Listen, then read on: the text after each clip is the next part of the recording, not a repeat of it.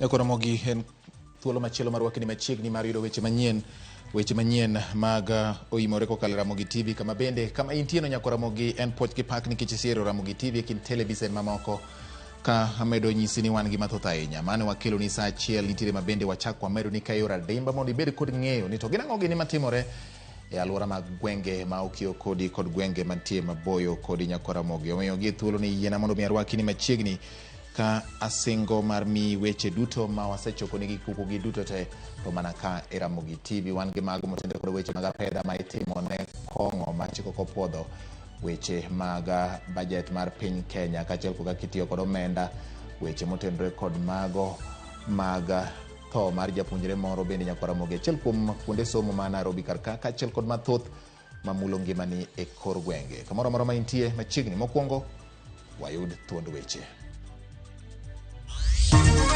Postmortem, they're saying that there was blood on his clothes. But for me, like I saw him when he was laying there on the floor, there was no single drop of blood. Familia mar japuonjre mar skund Joy Garden ne kod to gi ripod nonro ma oyango ni nyathino nyocha thone ok owuok e nek. We have carried out over 500 raids and over 20 non-compliant establishments have been closed down. Jous kong'o ywak ne sirikal hinyo ratichgi ka pedha mar tiko kong'o ma ok opwodhi to chuo chieng' e pacho ka. Challenge manyo jonam nigo maka koth chwe to omena ok tuo kao ages sani mano gino dhi bedo address. Ginyalo kano rech moko kethore.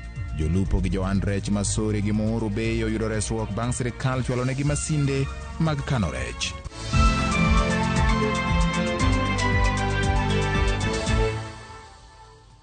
Machiegni nyako Ramogi bet thuolo mar tudore koda e namba 30600 kokalo e Ramogi TV mi apachi weche manyien ma wakelo ni otieno masani ka bende inyalo luwo weche kokalo e Facebook mar Ramogi TV Kenya kachiel kod mbui mar X @Ramogi TV KE kata achiel kokalo e lai mar lony manyasani miluongo ni Citizen Digital App bende jalo ma yudo weche gi nyako Ramogi bende inyalo followa e Facebook page mara George Bati Daddy Cool ka ifollow nyako Ramogi weche gi bendo tud kanyo nyalo di achiel mondo yudgi kaka gibiro ni kokalo Ramogi TV. Jaloko mara iluongo ni Belinda Dhiambo nyagem oremo nyinga en George Bati. Riwruok mar weg kembe kod bache mopogore paro kod sirikal ni ndalo 21 momigi tin mokalo mondo gilure kod chike midwaro ka giywak ne giyudo lal maduong' arenyocha ne magi lesen mag timo alago. Ma oyangore bang' weg kembe mag nyuoyo kong'o rado kod jatend migawo mar arita Kithure Kindiki e wi weche kedo kod math ma ok opwodhi kod yedhe mamero ji e pacho ka kaka imiyo ler kod jafwambo marwa Walter Nyambaga. Jatend migawo mar arita kwe Profesa Kithure Kindiki ogai mar obila Jafet Koome to kod jagoro mongirre migawo mar arita kwe Dr. Raymond Omolo kati moromo kod riwruoge mag weg kembe manyuoyo kong'o to kod bache e katiegruok ma GSU bade ma Embakasi ka ema pogruok e paro e oyangore kind kembego to kod bache kanyakla kod sirikal ka giywago ndalo 21 momigi ni pot mokalo mondo gilure kod chike moketi. Operation inakuja unaambiwa na chief wamefunga ama ndio wamefunga, hata hakuna barua unapatia kuambia ufunge ama unafungia nini. Hiyo operation ningeomba kama ni operation kama hiyo tuanze inspection afresh, tuache kufungia watu wengine wako. Let us start a fresh inspection because the operation already we have closed 40%. Bendegi koni nyaka sani gisebedo kagi kwano lal maduong' nyaka yande ruch oko lesen mag timo hala mag. I would want to urge serikali ya leo na CS Kindiki nimesema tunakusupport, but let us do a proper inspection. Tuache kutuma watu tu wewe funga wewe enda nyumbani. Watu wako na pombe zao walikuwa wamefungua mitungi zinaharibikia huko ndani. And we'll be happy sisi wenyewe tukuwekwa kwa hizo inspections. Kwa hiyo magweti bache kod kembe monyo kongo ne othichi oko ka sirikal onyonore ni onge dok chien kendo kod yedhi mameroji This matter is devoid of any other consideration except national security and public safety. Therefore, we are very aware that these decisions and these measures must be implemented and enforced. All the relevant agencies have been directed to make sure that this operation and the measures are in place. Kindiki kone kata bedo ni ohala no kelo suru maromo nade. Tongang, ok ne gichiw thuolo e ka jatelo no koni apisas mag sirikal manie ohala no mondo gwe tao mapiyo kaka nyalore. On 6th of March, all licenses that have been issued by county governments across the country, contrary to national law, namely the Alcoholic Drinks Control Acts, some are next to schools, next to residential areas. Those licenses are revoked, and those places, any premises involved in storage, such merchandise, is being destroyed so that we can destroy the capacity to manufacture evil. Weg bache to konil wenji kedo kod yedhi mameroji, to kod math moko podhi. Sani koro itiyo kodo e kod county commissioners, kanyakla kod komanda, mar keyo kunde mok gichue, ka josiasa bende tiyo kod thuolo no mar yuto. County commissioners huwezi enda kufunga establishment ama premises imekaa for 30 years juu ya kanisa ama shule. Kuna nani alikuja mbele? Tungetaka kuelekezwa, tuambiwe nani alikuja mbele, lakini sio kufunga. Unafunga kijiji, ingine unaacha kama inafunguliwa. The fight on the ground or in the counties, atupigani sasa na pombe mbaya, tunapigana na watu wa biashara. Jakurepoka juanga amuna wach ne rach, amuna okelo wach. Ikidima sirikal medo kaso chendo mar seto jogo mauso yedhe mameroji, to kod kuonde mag nyuoyo kong, kakoro sani, to yangore ni opimne gmuya kod wipeke. Penjo maduong' ni sirikal biro tieko math moko puodhi kamano. Walter Nyambaga, Ramogi TV, Nairobi. Wasuro kamoro ni maoktin ne Jimmy Ario semaki ya pedha maitimo Nyanza ne Joan Kongo maoko puodhi kendo irito chwal gedo. Mao yange kod commissioner magwenge manyanza Flora Moroa makoni gisewuothe ute math maromo 500 kendo kuomgi 20 oselor kaka Judith Omondi yango e gwenge manyanza. Flora bende wacho ni obago twak kod piny libamba ma Tanzania mondo konygi tieko kongo maoko puodhi e tong' ma Isibania. Apedha mar tieko kuong' maoko puodhi e pacho kama ngima mane ochak juma mokalo pod dhi nyime kendo odiochieng' ka odiochieng' ji mako ka ute math maoko puodhi bende iloro e gwenge ma Nyanza. Commissioner Flora Moroa koni gisewuothe ute math ma ok tin 500 kendo 20 kuomgi oselor. We kicked off this exercise last week, and so far we have made very good progress, although with some few challenges here and there, but I'm happy to report that we are progressing very well across the region. We have carried out over 500 raids, and over 20 non-compliant establishments have been closed down. Kabende Jimmy Ario semaki kendo irito chwal gi nyim doho ka kwayo mar commissioner Manyanza to en ni orid kuma ichiwo mondo kik duok gi chien e kedo kod ji ma uso kuong' ma oko puodhi. So far 221 persons have been arrested. They have been arraigned in court, except of course those who were arrested yesterday and charged.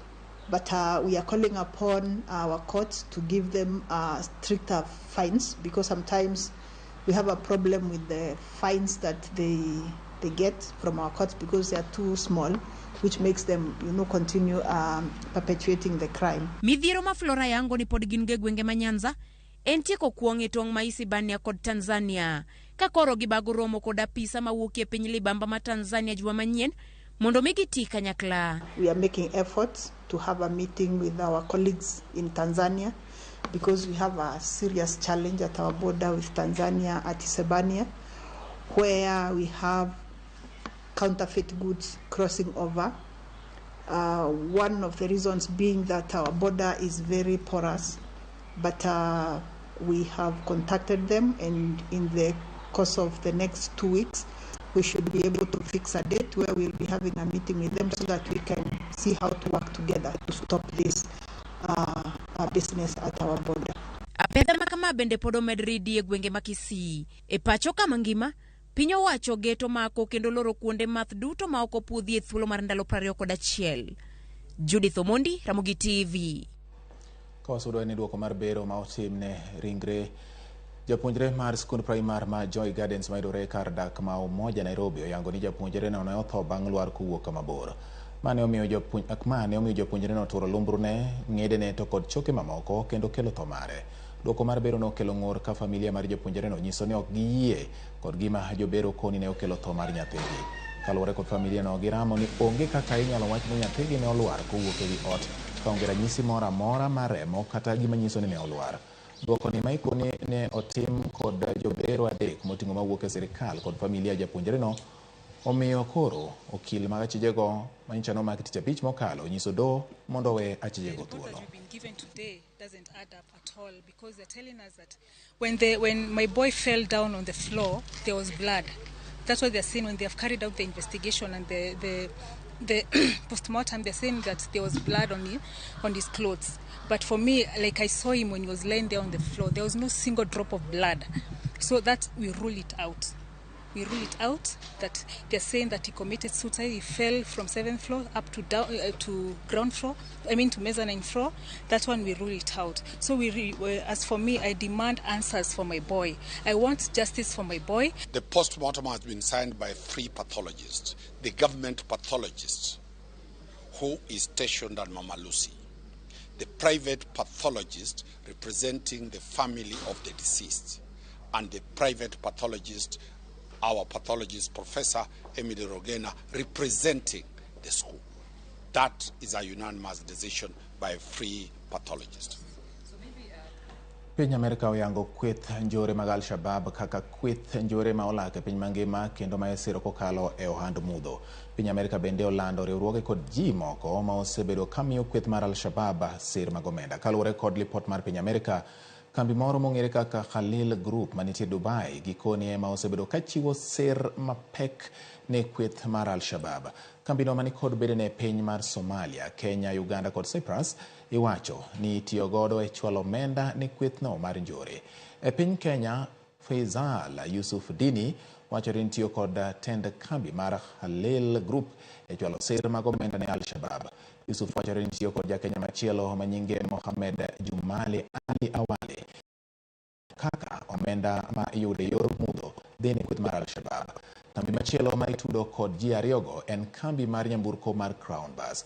Ripot Amerika bende oyango ni Farhan Hussein Haidar osebedo ka ochung' ne bede kambi mar Khalil Group e piny mar Kenya, Uganda kod Cyprus kod riwruok mar pinje mar Jo-Arabu. E piny mar Uganda, chenro mar kambino itudo kod Al-Shabaab itayo kod Abdul Kadir Omar Abdullahi kod nyawadgi machielo miluongo ni Omar Sheikh Ali Ilolwe.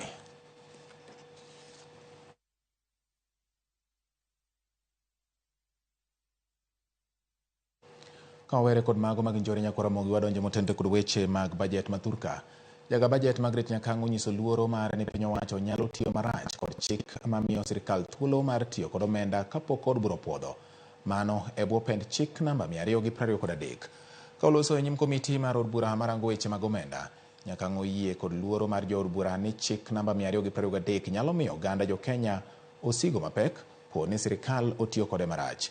Chris Owino nigi ler mar wach. Jaga chenro mar budget maduong' mag Ret Nyakango onyiso jokanyo mar komiti mar od bura mar omenda ni piny owacho osebedo katiyo kod omuom makore lach ma okopuodh kod od bura e bwo chik mar 223 gino mamedo jopiny osigo maduong'. A total of 51.044 billion was approved by the National Treasury, that is by the Cabinet Secretary in charge of Finance. Please note that approvals for Article 223 do not take place in Office of the Control of Budget. But once they are approved by the Cabinet Secretary for Finance, they then prepare applications to withdraw the funds from the consolidated fund to the spending ministry. That is when the requisitions come to my desk. Nyakango osiro lwedo ywak mag jo od bura ni fuok makamano nyalo miyo jopiny osigo mapek ka okorang maber. This Article 223 is being requested. Can you ask these people, these accounting officers who are requesting funds under Article 223, to provide a framework of financing that particular Article 223 during the supplementary? They need to have a framework. Where are they going to get funds to replenish or to take care of what was not budgeted for. Again, the office of the COB cannot stop Article 223 from going on. Indeed, I share your sentiments, Honorable Mboni, that public debt has been rising as a result of expenditure which is not planned for. So, I throw the ball back to Parliament because it's only Parliament that can stop additional spending. Kata kamano, Nyakango odiro opira ne jood bura mamalo mar loso chik madhi tayo chik makamano mar neno ni sirikal ok otiyo kode marach. Just recently, we have seen some departments getting more allocations to their budgets. And as you saw, my office was nowhere in the picture. So I'm asking Parliament to help us to reduce the expenditure, because the more we spend and the less we collect as revenues, the result is more borrowing and more sorrow for the country. Kaluwore gi chik mar 223, migawo mar omenda nigi thuolo mar golo pesa ya agulu maduong' kendo tiyo go motelo ne chwalo kwayo makamano ne od bura mondo opuodhe. Moko kuom chenro mosechwal e bwo chik makamano mosekelo ywak mathoth en kongo mar kar jot maduong' mar jatend piny e nengo mar milion 700. Chris Owino, Ramogi TV, Nairobi. Oko Uganda mondo ochiw arita ne jonyuolgi ma higi oseniang' kendo giwe mayo gi omenda ma piny owacho chiwonegi, to kar mano gimed chiwonegi sir mowinjore. Ma en siem ogol kod jagoro mongirore bad migawo marango chal joma ng'aw e pacho ka Joseph Motari e kinde mano timo limbe kar jot mar jogo ma higi oniang' mantie Kasarani. Owacho ni piny owacho dhi nyime kod chenro mar ndiko jodongo mar neno ni giyudo omenda michiwonegi kowuok kuom piny owacho. Lydia Okeyo nigi ler mar wachni. Sa 2 okinyi, wayudo jodongo ma hikgi oniang' ka oyo chieng' mar onyango e kar jot mar jodongo ma Little Sisters of the Poor mantiere Kasarani e kaunti ma Nairobi. Mae chenro margi okinyi kokinyi e kar jotne kaka wuono ne giyudo hawi kaluwore gi limbe jagoro mongirore bad migawo marango chal joma ng'aw e pacho ka Joseph Motari. Opoyo lwasi magidakie kama gintiere gi kuonde rio del kaluwore gi hikgi kama kuomgi ma ok nyal wuotho, bende ntiere kod gi wuoth ma idhiro gi godo mong'ere kaka wheelchairs. Nimekuja kuangalia na vile wanaishi na nimeridhika vile wanaishi. Nimeongea na wao na pia tukatembea tukaona malazi, wanalala mahali mzuri. Motari ogolo siem ne oganda mondo mi owe mayo jonyuolgi ma hikgi oniang' omenda ma imiyogi gi piny owacho, to kar mano gimed chiwonegi sir mowinjore kendo kik gijwangie. Ningependa kusihi watoto wetu ya kwamba tuchukue jukumu la kutunza wazee wetu, maana hao wako hapa si kwamba hawana watu, lakini wako na watu. Lakini hao vijana walipokuwa wakatoka wakaenda, wazee wakajikuta katika our sisters place. We will make sure that their cash transfer is fully delivered here because they all qualify for the cash transfer. Lakini the only challenge nimepata hapa ni kwamba hao pia watoto wao wanakuja kufuata hizo fedha mpaka hapa. Nimesema kwamba nimekuwa na director in charge of that program. Nimemweleza hiyo pesa iwe inabaki hapa ili kusaidia sister kuliko kwenda kuomba kuja kuwasaidia wao. Owacho ni piny owacho dhi mbele gi ndiko jodongo mar yudo omenda mag piny owacho kanyaka sani jodongo maromo milion 1.7 osendikore kendo yudo omenda go. We intend to register any old person, any vulnerable child, orphan and vulnerable child, and any person living with severe disabilities in this country. We are scaling it up in phases. We've done the first phase as guided by my boss, the president, and then we are going to do that until we are up to where we are supposed to be. That is 2.5 million Kenyans. Some of them are on pension, and we cannot give people that stipend when they're on pension. Motario kwa Josamaria mang'won mondo mi ochwal sir ne kar jotno kaka yor tieko gope magin go kabende ogolo siem ne jogo matiyo gi kuonde ainago e yakomenda ni biro kawnegi okang' mar chik. Kuna very huge bills hapa na ni vizuri tuseme kwamba wale well wishers wengine kama sisi vile tumekuja, wawe wanajitolea kuhakikisha kwamba saa zingine wana waive even the bills of this place. Kuna electricity bills, kuna medical bills, kuna very many issues here ambao tunahitaji kuangalia. Mji wa wazee sio mahali ya kutengeza fedha. Mji wa wazee sio mahali ya kutengeza biashara. Mji wa wazee inatakiwa kuwa a charitable organization. No wuotho gi jagoro mongiore bad migawo mochung' ne kuonde twech Salome Muhia kama ne gichwalo konyo pogore kod chiemo ne jodongogo ka koro singo ni piny owacho biro dhi mbele gi chiwo arita mowinjore ne jodongo ma pachoka. Lydia Okeyo, Ramogi TV, Nairobi. Riwruoge moko mag sirikal e kaunti ma Homa Bay koro wuok oko mar reso jopuonjre manyiri mondo somgi kik rochre kokalo e gamo yemo hiu. Skunde nyiri ma Wasamo mayudore e chula ma Pangano en achiel kuom sikunde mag nyiri mane kod pek e weche mag somo kod chenro mag jopuonjre manyiri ma oseyangore ni gamo yemo hiu e kaunti no. Jafwambo marwa ma Homa Bay Ali Abich miyo waler mathoth ewi wachno. Wach gamo yemo iwe kind jopuonjre manyiri e kaunti ma Homa Bay pod en midhiero maduong' ma sirikand kaunti ma Homa Bay komakore kod migepe mopogore osebedo ka kedogo mar reso jopuonjre manyiri e lwet achudhe maketho ngimagi. E skund nyiri ma Wasamo ma en skund nyiri achiel kende ma yudore e chula Mfangano ka chud bura ma Suba North, japuonj maduong' e skundno Florence Oyo yango ni nitie jopuonjre manyiri maromo 30 ma sani koro nigi nyithindo e skundno, ka jopuonjre manyiri mamoko 6 bende sani pek e skundno, kama en ranyisi maduong' e pek ma yemo iu kelo ne jopuonjre manyiri e kaunti ni. As we speak, we have 30 girls with children. 30 girls with children from Form 1 to 4. And it is sad that this year I admitted 2 lactating Form 1s. You know, they just came from primary the other day. So 2 lactating Form 1s, and even on admission, actually it is like they had just stopped their babies from breastfeeding. So they came to my office when they had milk flowing, you know. And I have, as I speak, 4 Form 1s who are expectant, heavily expectant, meaning that we are only having them this term.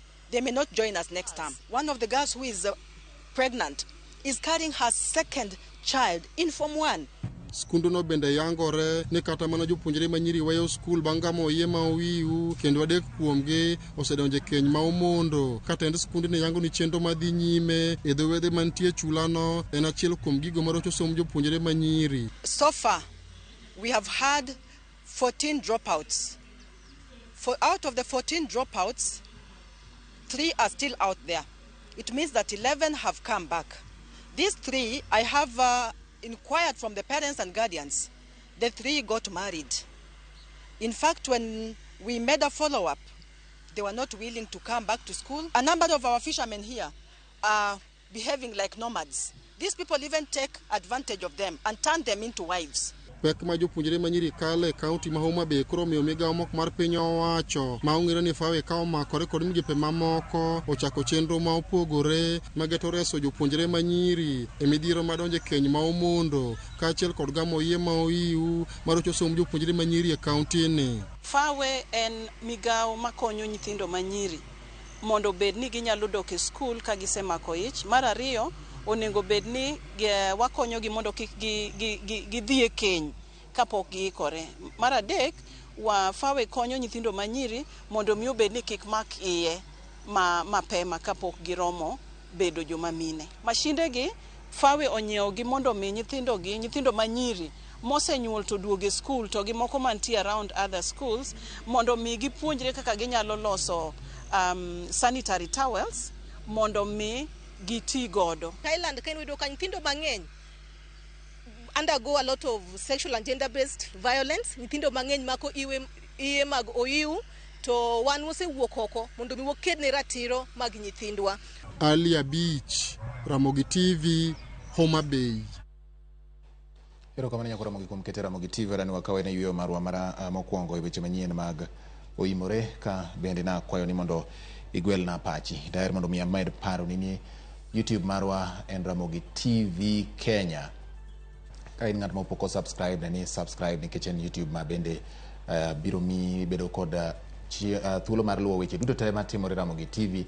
Koro dhi adhia YouTube kasto imany Ramogi TV Kenya, kasto kanyo subscribe, bende achiel kachiel ibiro yudo chenro mag Ramogi TV kachiel kod weche manyien kaka mabiro ni sani weche manyien mag oimore. Gi kinde ni nyako Ramogi anoka Boaz ka Nyambeche wacho ni Ramogi TV chopo na yo makare ahinya. OJ One Wood Nyamaju kantiere seme kaila gu Kabege kanyo, Kabege Junction wacho ni bati amora ahinya kaka Ramogi TV kelo no weche manyien. Wacho ni ofwane boss mare machon luongo ni Mama Vera ka intiere dala mara Kakamega Nsoi, okay. Maka Luga japenga chiel ma Bomb Center wacho ni yo makare ahinya kata kamano an kodi nyaka giko. Kasto wacho ni Daddy Cool ma Owino Kamin Omolo mar Ngodhi Ramogi kelo weche manyien maler maratari. Jo kuge boda te wacho ni waro dut changwen ma okoleo ngene gidhirado gitimang'o but osekwayo gini girade. Jackton Odolwa Odando Udimbo Nyamonye wacho ni omora ahinya kod kaka weche manyien mag Ramogi biro achiel kachiel kendo eyo malew. Anoka Boaz omedo ndiko kanya ahinya. To kang'iyo batha koni bende ka aneno ka inyisa gi moko kuom joma neno ni Wood Tsunami kendo Wood kod kwer Ramogi neno maler ahinya kendo romo wa gi news we koro gichamo kuon giweyo Eriko Dudubaya Wood Nyaseme mar Orua Migori. Okay, rokomano. Jalendo amor kaka ichwalo weche manyien an game got regea man en mana mosni pastor mara Julius Ojwang kuom wito wadgi e yor ajali e piny Nairobi, okay. Kasto ka be neno ka Ochieng kantiere lego pap nyadiel wacho ni Ramogi chwalo ne weche manyien yo makare amora ahinya. Ka bende Sauke Marosiri wacho ni aneni maler lakini sirikal ok owinjore otam dakteche salary mano wach ma bende apani no oro kotende kod twak mano wabedo godo mokalo chien kacha. Aneno ka Purity Agai bende wacho ni Ramogi TV ler gwenge mag Taveta kendo wacho ni weche manyien more mokalo. Mondo mi kora kaw yweyo mara mokwongo ka wadugo pod wan gi weche manyien mathoth ka oting'o nyaka ng'e gwengewa otieno ma kawuono kik idhi mabor.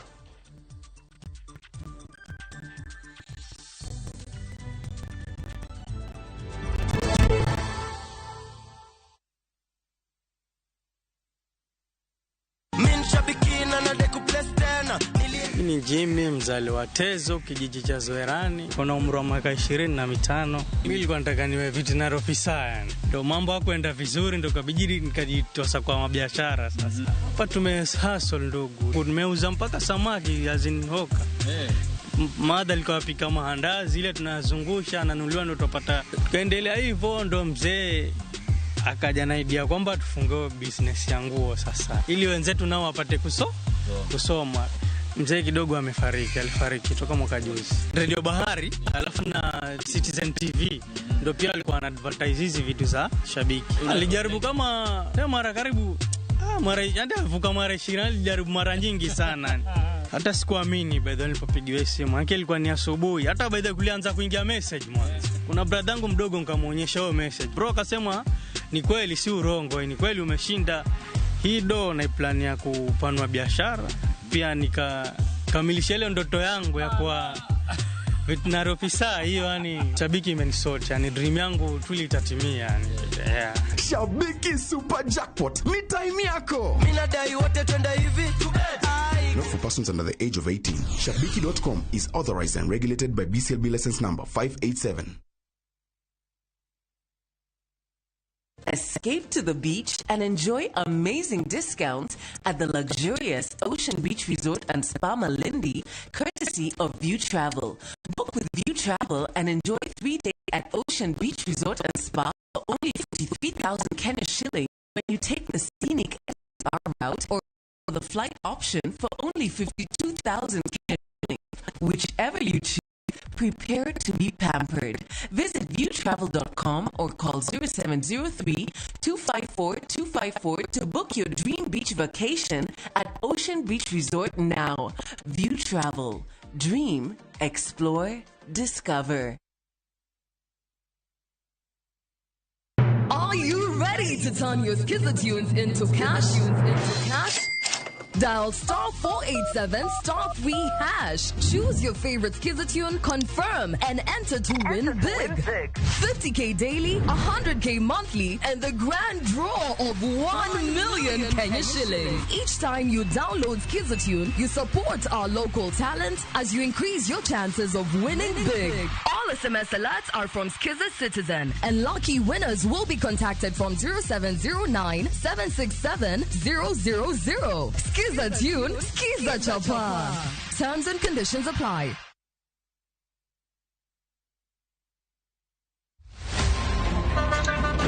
Tuanze kulipa kadi sasa, na kadi ni cashless. Umesema tunaweka pale? Na kwa ile namba. Mimi niko na cash. Nisaidie hiyo na namba yako ya simu. Na kusoti.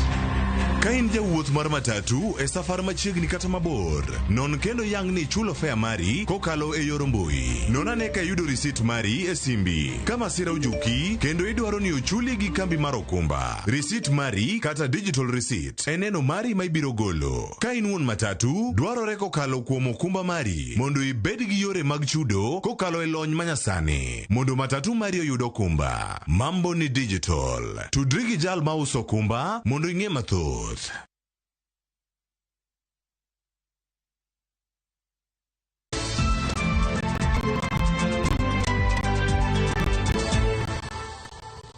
Matini Kenya kwa Ramogi wadhi nyime gi weche manyien na bang' wuok e yweyo.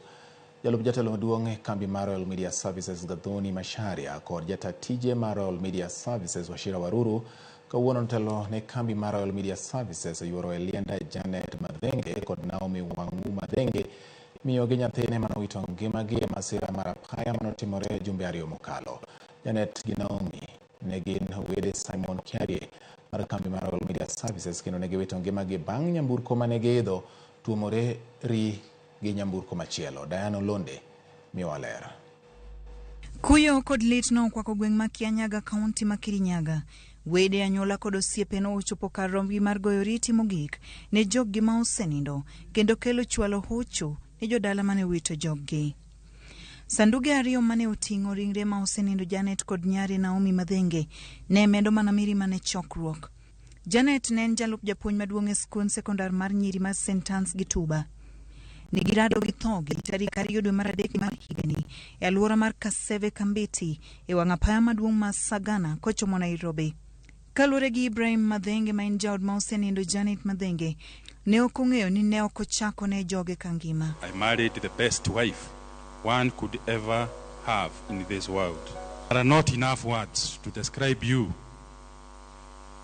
what you are to me. I will love you forever.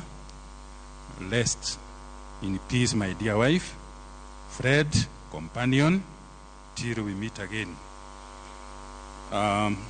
Tribute to my daughter Naomi. Naomi, you are a lovely, vibrant young girl, my dear daughter.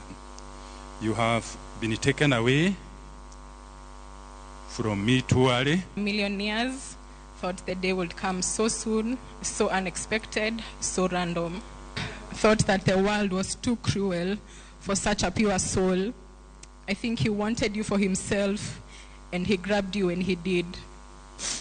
No amount of words can explain how much I love, respect, honor, and cherish you, Mom. Naomi Wangui mano wito ngimane kaachiel gi min mare ne en japuonjre mar klas 12 e skul sekondar mar Materi Girls Center. Opuoye kaka nyathi mane ohero Nyasaye, gino mane olo mirima ne nyamin mare makoro dong' kod wuon gi kende. Oh child, what can I say? What words are perfect to tell everyone about you? You were so young, my baby, and you had your whole life ahead of you. So sorry that you left this world so young. I'm sorry you had to experience that. I know you and Mom are watching over Dad and I hope we get to feel your warmth and presence every day of our lives. Janet opuo kaka japuonj mane ohero gima otimo, kendo miyo mane japur, kendo ne ohero dongruok. Masira mar ji ariyo go yango dok chien e arita mag apaya, ka moko kuom jogo mane oloso e nyasi makamano, okwayo sirikal mondo neni orid chike mag tiyo gi apaya e pacho kae mondo duok chien thoe ma kamago. Ma oseninde Janet kod Naomi ne gin wede Simon Kiarie matiyo gi kambi mar Royal Media Services kendo jata tije mar kambi no Washira Waruru nochwalo otene mag kuyo ne anyuola no. Here with many employees of Royal Media because we are here to support our colleague James Kiarie, who's a brother of Janet and uncle of Naomi. Janet owito ngimane ka ojagni 51 ka nyare Naomi to ne en jagni 16. Dana Ulunde, Ramogi TV. Udwa mbende watimo kuyo ne familia maga Kiarie madenge kaluwore kod wach mar kuyo makamano. Seche gima koro oganda jo-Islam osechako ayanga nyasi mar Ramadhan ma en tweyo e thuolo mar ndalo 30 jogo mane kod nyalo koro ijiwo mondo owuog oko mar reso jowetegi ma yutogi ni piny. Magi wachi gi jatelo mar kadhi kata chief kadhi Abdul Halim Hussein mane olando ayanga chakruok mar tweyo bang' dwe mienjo odhiambo manyoro. Joja oko nigi ler mathoth kowuok Mombasa. Oganda jo-Islam kotelnegi kod chief kadhi Abdul Halim Hussein ne jochakayanga chenro mar Ramadhan ma en bago alam makende kaachiel kod tweyo e thuolo mar ndalo 30 mabiro.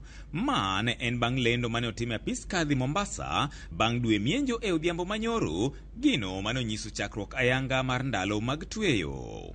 Tunawaomba Waislamu wote kuchukua nafasi hii ya kuingiliwa na mwezi wa Ramadhan kuwa pamoja, kupendana na kusaidiana ili kuweza kufikia yale malengo ya Ramadhan, la'allakum tattaqun.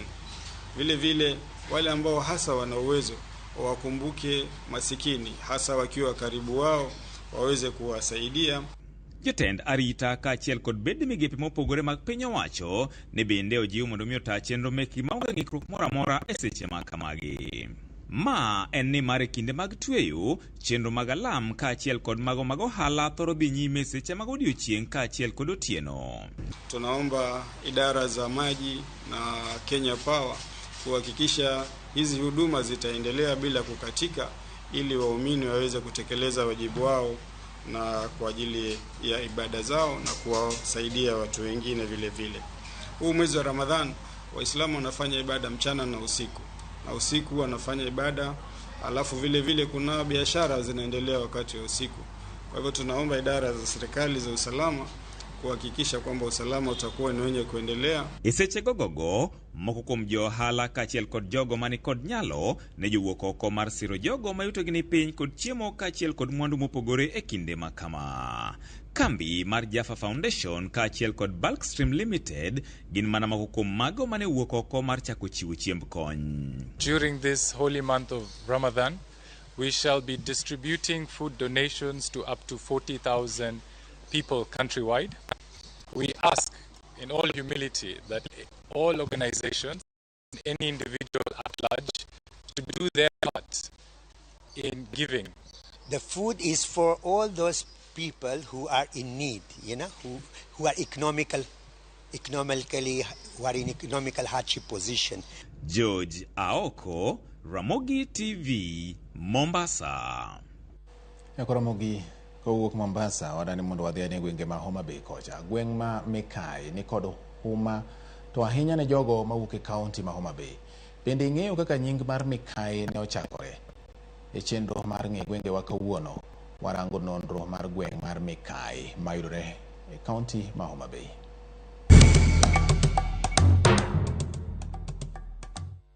En tich ariyo manyien kendo Ramogi arwaki e tielo machielo e chenro ni mar ng'e gwenge wa. Kalapapla kawuono fuyo kendo piyo e kaunti ma Homa Bay, mano kaunti namba 43 e chiro moro kata alwora moro miluongo ni Mekai. Mekai yudore e Rachuonyo East Sub County. An kaka Ramogi, nying mar Mekai kawinjo to pacha paro mano en dhako mokwongo ma onyuom e anyuola kata e familia. To kawuono wayudo ni nitiere chiro ma iluongo ni Mekai. Mana kaka pile Ramogi, jogweng' to pachgi chalo nade kotenore kod nying mar Mekai. Gima ne kelo nying Mekai, miyo mane ochake ne en chi ruoth ochake ka ruoth matiyo iluongo ni Paulo Magunga. Koro nikech dhako maduong' gi dholuo waluongo ni Mekai, e kama nying Mekai no nowuok. Chiro Mekai ni sirikal to luonge ni Ober Center. Bang' winjo paro mopogore ma jogweng' oselieko ewi kaka giparo ni nying mar mikai nobiro, we koro wawinja nena adieri kod kuku mar wach kaka nonro mar nying mar mikai en kowuok kuom ogai mar jodong luo ma kaunti ma Homa Bay. Mikai ne en chiro sani kendo ng'eye ahinya. Mikai ni bet en chon okwongo ne kato Yugis ma koro iluongo ni Koyugi. Koyugi no nochakore dala moro ma jaduong' moro no Yugi. To Mikai bende yudore ni nochakore e dala mar ng'ato ma jaduong' mane iluongo ni Magunga Paulo. Paulo Magunga ne nigi dhako mokwongo mane iluongo ni Mikai. Dhako mokwongo en Mikai gi dholuo. Koro Mikai kanye ema nodakie. Paulo Magunga odakie gi jaodeno mane iluongo ni Amolo mane tie Mikai gi piny ka but kamogere chief kanyo ende mama nodakie mane Magunga odakie gi jaodeno. Koro kane kanyo lokore bedo chiro to ema koro nying Mikai mar mama Molo mane jaod Magunga ma family mar Magunga duong'. Magunga ne en Mlango chon. Ne gi ndalo machon ng'ama Mlango en ng'ama duong' ahinya ma sani koro inyalo luongi na assistant chief. Be mane nying ma pod ong'ego anyuola no te, anyuola no duong' sani gichorore malo buta pondo. To anyuondgi maduong' to pod ni kanyo nyaka tie Mikai no te mano pod anyuondgi. Koro kanye ma koro ne jaduong' moro be obiro nyone kanyo miluongo ni Jakamwalo, ne adhot ma Jokamwalo kanyo. Emane koro nyono chiro no. Konyono chiro to chiro no bedo Mikai. En chiro machon ahinya. Mana kaka sewacho no kwongo ne Mikai, kwongo ne Ringa. Kwongo ni chirni mang'eny.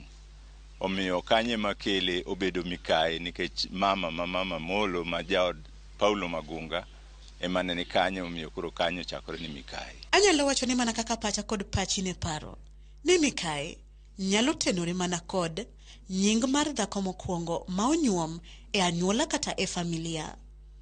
Mana kaka oselernwa kod ogai kaka nying mar Mikai nobiro, koro wawinja nena ere kaka Mikai ong'ere to sedongore yo machalo nade. Koro kochakore chiro to chon en bata tray, iluongo ni bata tray. Koro miyo ni ema nochako gi gik miuseuso kata koro gino wuok nyinge. En stage maduong' ahinya mong'ere higni machon ma kanyo emane ji lorie kadhi e pinje mopogore opogore ka kwanyo gene ka kelo kojwach mamalo koni ne lor Mikai.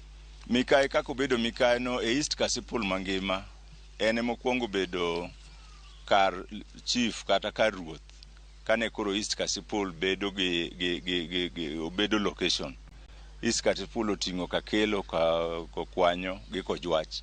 Sechego ne ka Mikai kanye mane oger kaka chief samane koro pog piny. Koro kanye mobede kato sani bende bang'e to chako bedo osiptal moting'o area mar East Kasipul ni te. Ma iluongo ni Mikai mokwongo bedo osiptal kore ka moko kaka Kimonge obiro, Maringa sani obiro to gi mamoko.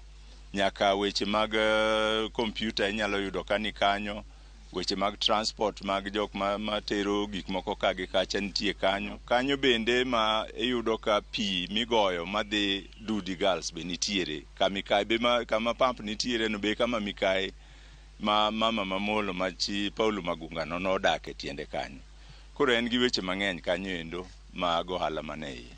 Wan gi ofis mar DO oseket ka kendo wan go hospital ka moseger mogik e level 4 kendo wan gi sikunde 3 moluore ka. Bang' winjo kaka dongruok ma Mikai osedhach, nyakwara Ramogi bende rem nitiere, wawinja nena kowuok kuom jodak. Mikai ka development mare to dhi maber, mak mana ni en gi progress ma slow. Ok odhi mapiyo ahinya nikech Ringa moduogo chak achien bang'e chiegni kadhe e dongruok. Gedo mang'eny mage moko pok oger kendo ohelni mitimo ka gin ohelni mana matindo. To investment pok obede madongo ute madongo pok oger ka. Mana kamano nyakwara Mogi gi kanyo machopo godo e giko mar tielo machielo e chenro ni mar ng'e gwengewa. Kendo sani ang'eyo ni kiwinjo ni Mikai e sub county mar Achwonyo East, Homa Bay County, ting'eyo nonro mar nying mar Mikai kaka ne obiro kendo kaka ne ochakore, kaka osedongore nyaka sani kod nyaka rem ma jogweng' ni godo magigombo ni otimnegi. Kao kamano to medikete mane wang' joy mari mar Ramogi nikech kae ema pod ibro medo winjoe nonro mag gwenge mopogore ma igombo winjo. Oriti masani warom kendo juma manyien seche machalo kod magi. Nyinga Millicent Adhiambo.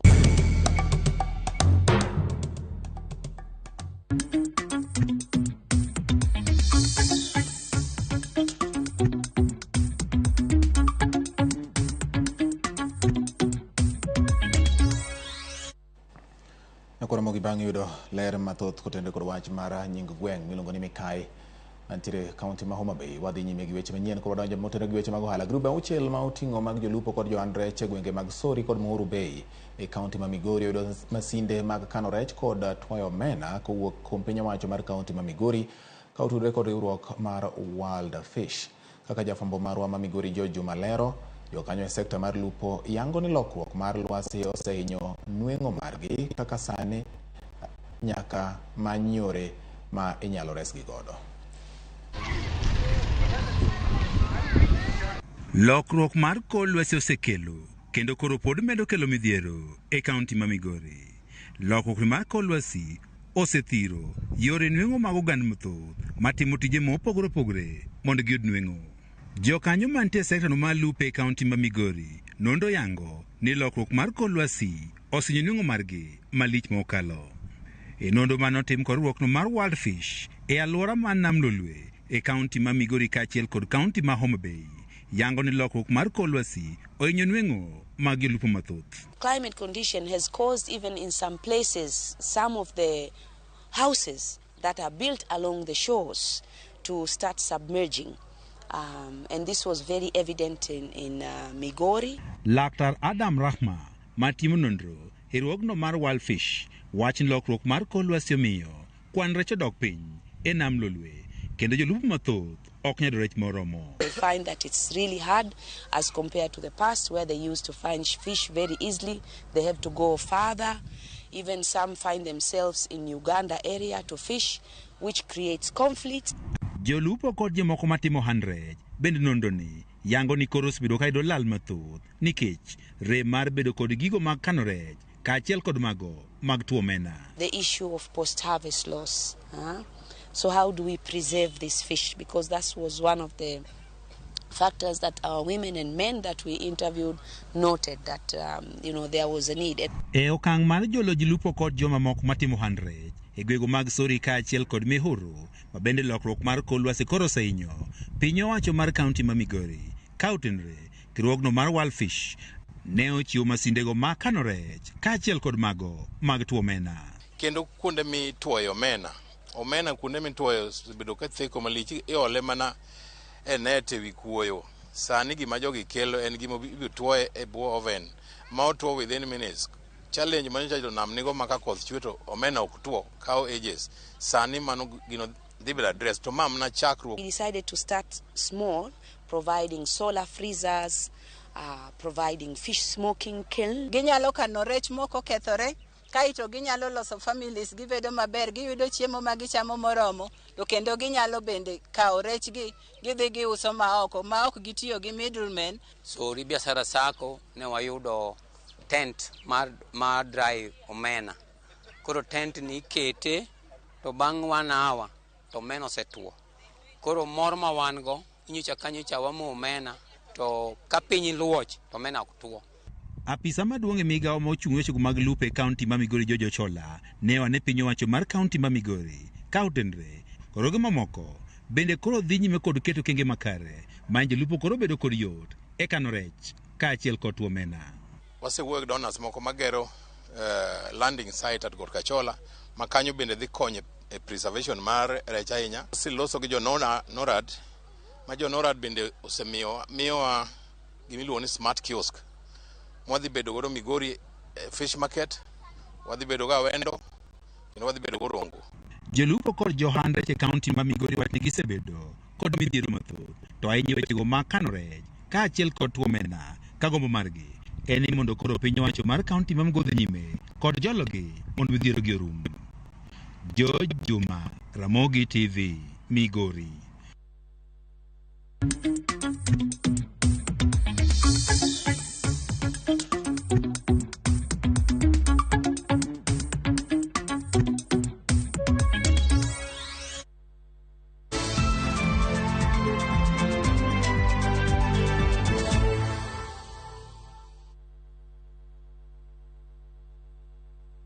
Sasa kwa thao moja tu unaweza pata third party cover for your private motor vehicle valid for 30 days. Say goodbye to expensive motor vehicle insurance. Pata bima kutoka Direct Line Assurance. Kujisajili bonyeza *487#. Weka namba plate ya gari yako, ID namba yako, email address yako na ulipe thao moja tu. And your digital cover will be sent to you instantly. Collect your sticker at your nearest Total service station. Dial *487# upate third party motor insurance valid for 30 days. Pap, ni thao tu.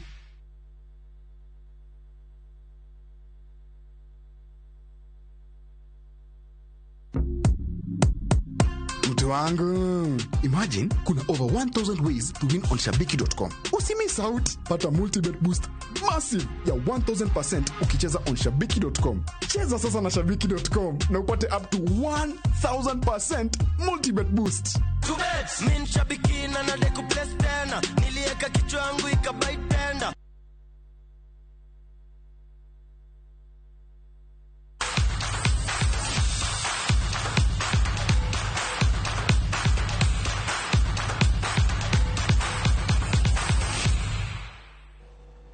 Koro donjo weche mag tuke. Johera mag shabiki Super Jackpot ni kod mor bang' mich mar jackpot medore nyaka $6.5 Juma ni joloch mar mabich odhi dala gi mich mar bonus e Super Jackpot ma $100,000 ng'ato ka ng'ato bang' yudo makare tuke 12.15. Mich mag omenda e Super Jackpot oidho ka jaloch yudo makare tuke 15.15 to biro wuok kod omenda duto mag jackpot mar Super kuok shabiki. Anthony Jacob ma en dereba e geche mawuok Ngong, Hana Makau ma en jawala e boma ma Eldoret, Lucas Omondi mawuok Lang'ata, Samuel Barasa kaachiel kod John Agala e jogo manoyudo mich mar jumani. Kidwa go game ni to idhi e www.shabiki.com to ibro donjo kanyo to ibro yudo everything to bro nyisi kaka ibro gocho. Ann Makau, Kitale nafanya biashara. Na nilianza kucheza Shabik 3 weeks ago. Nikacheza tu, nasema tu nikikosa pesa sometimes naambia Maisa nitumie 50 bob. Ananiuliza nizania nataka kuharibu. Naambia wewe nitumie 50 bob, ananitumia nacheza hivyo hivyo.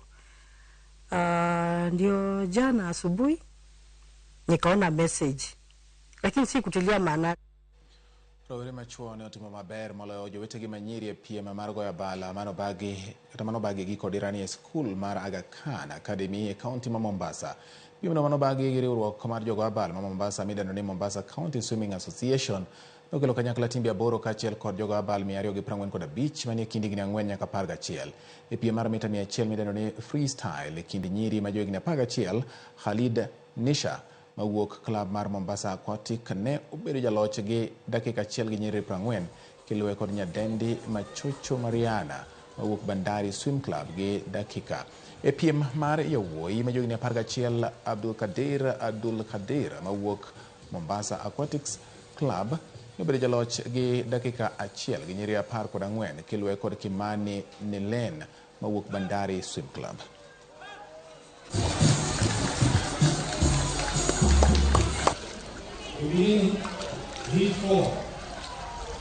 Events which we are preparing for is the senior swimmers who are going for the Olympics, and they have been chosen from the most number of FINA points they have collected at the event in Qatar, Doha. We're trying to get in more sponsors to support our events because it's a bit costly for a few swimmers to get it. Ikruok mag tuke mag Olympics dhi nyime ka tend migawo mar weche mag tuke gi riwruoge mag Athletics Kenya gi mano mar National Olympics Committee of Kenya nobedo gi romo mar chano chenro mag tukego mibiro bagi e boma ma Paris e piny mar France. Jatend migawo mar weche tuke Babona Mwamba e romo margi gi tend riwruoge ariyogo noyiero tim mabiro telo ne ikruok mag tuke mag Olympics. Mwamba bende olero ni ikruok mar Kenya nitiere lai makare kosingo ni bagni ma oseneno motelo ne tuke madongo ok bi bedo wang'ni. Tim mar Kenya biro timo rako e boma ma Miremas kapok gichako safar margi ka ochomo e boma ma Paris. And so, and for that purpose, I'm just going.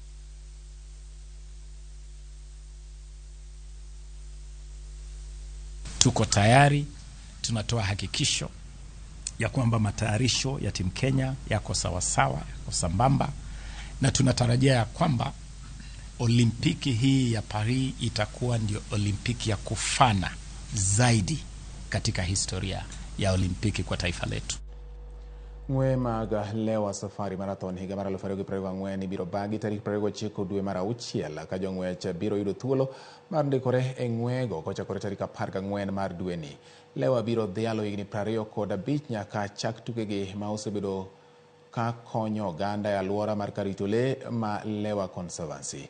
Jobag tukego geto choko omenda maromo $1 milion ka higa mokalo ne gichoko $465,000 mane gitiyo godo. Kambi tudruok mar Safaricom ochiwo sir mar $25 ne tukegi ma igeno ni biro miyo thuolo jong'wech maromo 1,500 mawuok pacho ka gi pinje mag Afrika ma ugwe thuolo mar ringo e bunge malewa.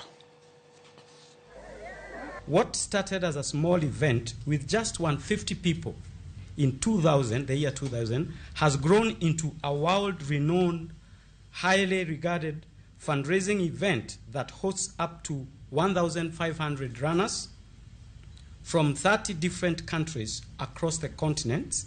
We have, over the years, achieved so many aspects. Just to name a few, we have raised $9 million for the last 24 years. Safaricom has been a sponsor since day one, something we're super, super proud of. So, and then it was called the Safaricom Lewa Marathon, yeah? But it's something we're super proud of. And to celebrate 25 years, Safaricom will be more than doubling its commitment this year. So last year we donated 10 million. This year we're going to give 25 million shillings. Because we're so passionate about the work that is done at Lewa, and it's something that we truly believe in and want to continue to support. Tielo mar ariyo mag tuke mag Champions League round mar 16 biro dhi nyime otieno ma kawuono ka tim mar Arsenal biro